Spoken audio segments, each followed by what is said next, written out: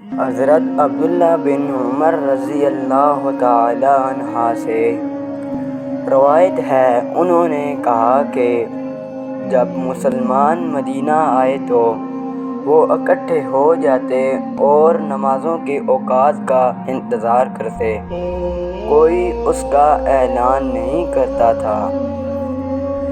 ایک دن انہوں نے اس کے بارے میں گفتگو کی تو بعض نے کہا، عیسائیوں کے گھنٹے کے مانند 1 گھنٹہ لے لو، اور بعض نے کہا، یہود کے کرنا جیسا کرنا۔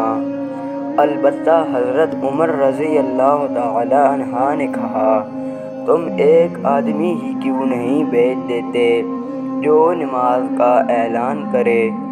تو رسول اللہ صلی اللہ علیہ وسلم نے فرمایا، اے بلال، اٹھو اور نماز کا اعلان کرو۔